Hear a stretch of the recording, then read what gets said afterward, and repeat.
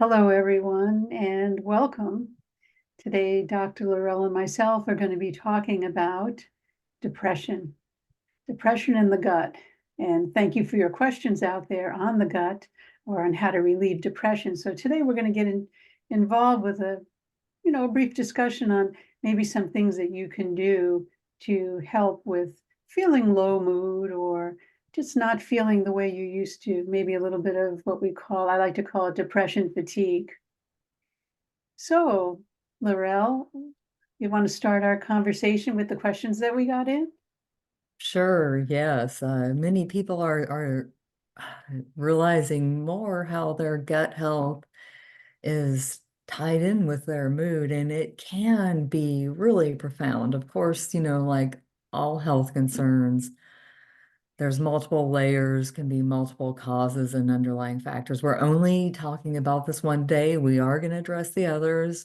So this could be more or less pertinent to each individual. But when I'm meeting with my patients, I'm really interested to hear about their history of taking antibiotics.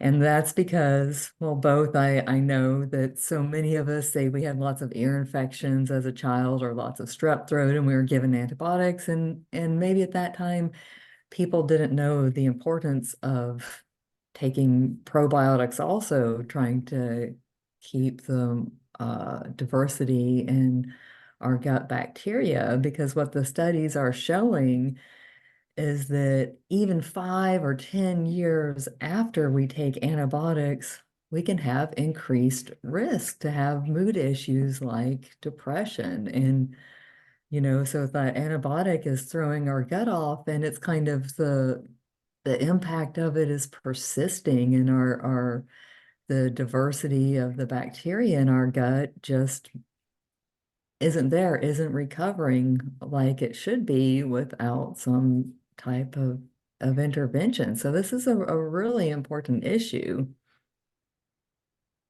You know, very well said. I've noticed in the medical community the limiting factor now, not prescribing as many antibiotics as they used to. Everyone is very, very cautious. And I read the same paper that you were talking about the 5 to 10 years. It was almost shocking because I used to think, I remember once a physician said to me, when you take an antibiotic, it's like a bomb going off, just destroying everything in the gut. And to really repopulate the gut with the diversity is even more than just taking a probiotic. I mean, people take it with the antibiotic, but they're killing it at the same time. And I like to, when I have people that have told me that they're on antibiotics or have been, I like to promote a diet with the prebiotic foods, the uh, the fermented foods that actually stimulate the butyric acid or the butyric acid that we could use to really heal the gut and to get the bacteria up and running again. And that's also very, very important. I've even noticed with myself personally that if I'm ever feeling a low mood or a mood of not feeling as vital as I would like to be, we can call it dysthymia, a mild depression. For example, if I eat uh, a fermented food or and with it take a probiotic, I find that it's pretty amazing. The comeback within, for me, it's within 15 to 20 minutes. I can feel a difference. And that's how profound it is. I would have never suspected it being that profound, but it is. And Yeah. it's amazing. I mean, I use that, and you had mentioned in one of our other episodes, the prebiotic foods are what prepare the body to make their own probiotics, whereas the probiotic are already there. So they're both kinds of what we can really be doing in our diet, because I think also our diet has so many challenges with the chemicals that are being put in the foods, especially that are hurting our diversity in our microbiome. Yes, you're absolutely right. And stepping back to antibiotics, of course, there are times when it is vital that we take antibiotics. This is Sure. a drug that we need to use in the right way. So we need to use it when it needs to be used, but you're right, we have to focus on repopulation, and the best studies that I've seen shown that you take the probiotic bacteria, those beneficial organisms, while you're taking the antibiotic. I have my patients take it at a different time of day, for instance, right before bed, knowing that, the next day you're going to take the antibiotic and it's going to kill some of them off, but you're kind of trying to hold your own, and then taking those probiotics for at least 2 weeks afterwards. But you're absolutely right. We need to make sure we're giving those beneficial bacteria the food they need through probiotic foods, which include things like oats and carrots and onions and leeks and maple syrup. There's a whole list of foods, and when we feed some of those good bacteria, they actually end up feeding other bacteria. It's called cross feeding. And so we take the probiotic, we feed some of the good bacteria, they produce things that encourage the growth of other beneficial bacteria. And that's how, even if we're taking a probiotic that, say, only has a dozen species in it, with those healthy foods, we might be promoting hundreds of species in a healthy community of microorganisms living in us. Well said. I had no idea, I have to say, that maple syrup is considered a prebiotic. I didn't know that.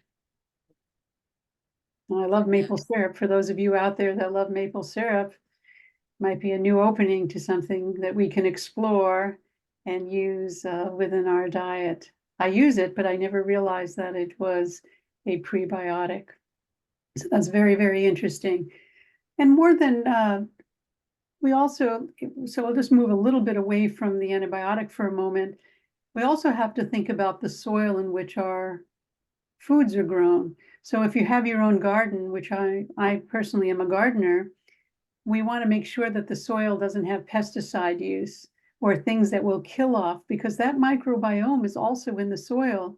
And when those pathways in the soil that make the neurotransmitters that we use within our own body and the plants use, when that gets destroyed, what it does is it affects us, because we'll eat the foods, but the foods don't have the nutrients that we need for our own neurotransmission. Because remember, the gut, as we know, the gut has its own system called the second brain, its own system of neurotransmitters that actually work physiologically through the body. And that gut microbiome connection, meaning the gut communicates with the brain in a bi-directional approach, it's so important that we nourish ourselves from our head to our hara, as I used to say, in our gut, and have that happen.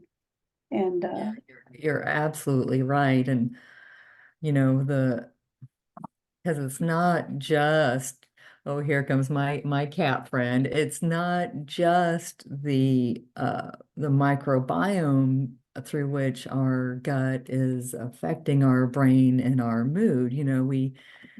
We talk a lot about leaky gut and how when our gut is inflamed and upset, whether it's due to toxins or stress or the microbiome being off, that is allowing things to get into our bloodstream that are then impacting our brain, causing inflammation and issues that can impact our mood and our cognition. So there are so many layers that we need to look at, and why choosing a healthy diet is nourishing us on multiple levels. It's keeping the gut healthy, feeding those good microorganisms, giving our body building blocks to make neurotransmitters and keep the brain healthy, as well as keeping some of those poisons and toxins out that are just